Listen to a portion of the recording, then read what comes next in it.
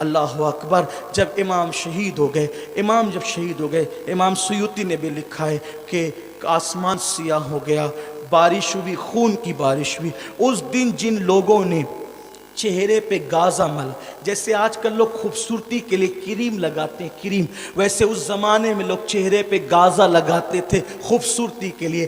اس دن جس نے گازا ملا اس کا چہرہ کالا ہو گیا. خون کی برسات ہوئی تو جو کپڑوں پہ خون آیا تھا وہ کپڑے پھٹ گئے، لیکن کبھی وہ خون کا نشان ختم نہیں ہوا.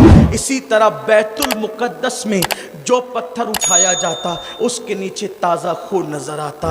اینڈ اس پر کرتا ہوں اپنی گفتگو کو، پھر آئندہ سال کے لیے ملتوی کرتے ہیں. اللہ اکبر. جب انہوں نے خیمے لوٹنا شروع کیے، بیویوں کے دوپٹے چھیننے شروع کیے، بیویوں نے کہا رکو رکو، جتنے زیور ہے ہم اپنے ہاتھ سے اتار کر دے دیتے ہیں، ہم نبی کی اولاد ہیں، ہمارے قریب نہ آؤ. انہوں نے زیور اتار کر کے دیے. 7 سال کی بچی سکینہ تھی.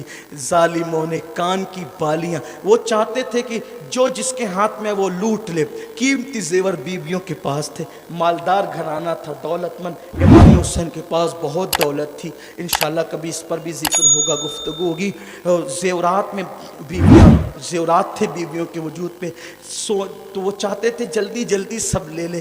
سرکار سکینہ کے کان میں بالیاں تھی، بالی اتاری نہیں، ایسی نوچی کہ سکینہ کی بالیاں کٹ گئی. سکینہ کو ایسا لگا انہوں نے مجھے پہچانا نہیں ہے، مجھے شاید اس گھر کی خادمہ سمجھ کر، شاید ایسا سوچا ہوگا کہ مجھے خادمہ سمجھ کر اس طرح نوچ لیا ہے.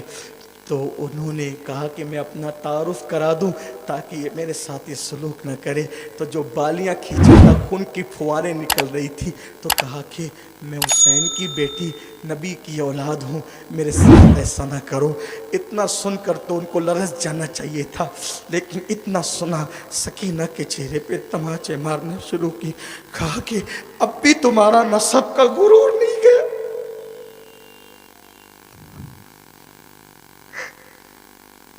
اب بھی تمہارے نسب کا غرور نہیں گیا، اب بھی تمہیں آل نبی ہونے کی بات ہے.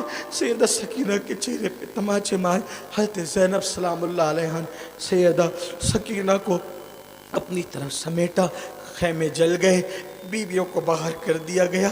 جن کے سر کے دوپٹوں کو کبھی چاند و سورج نے بھی نہیں دیکھا تھا، جن کے سر کے دوپٹوں کو کبھی اجنبی مردوں نے نہیں دیکھا تھا، ان کو بغیر دوپٹے کے کر دیا گیا.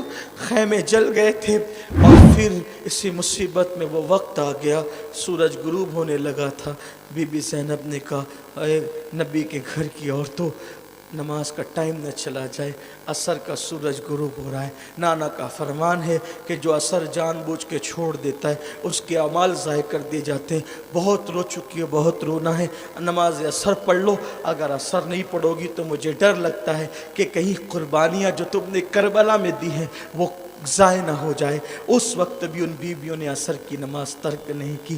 میری قوم کے جوانوں، میری بہنوں، میرے بھائیوں، آج کربلا والوں کی قربانیوں کا واسطہ دے کے کہتا ہوں، عہد کر لو جنہوں نے اس مصیبت میں بھی نماز نہیں چھوڑا، آپ بھی نماز نہیں چھوڑو گے، گناہوں سے بچو گے. اللہ تعالیٰ ہم سب کو توفیق عطا فرمائے.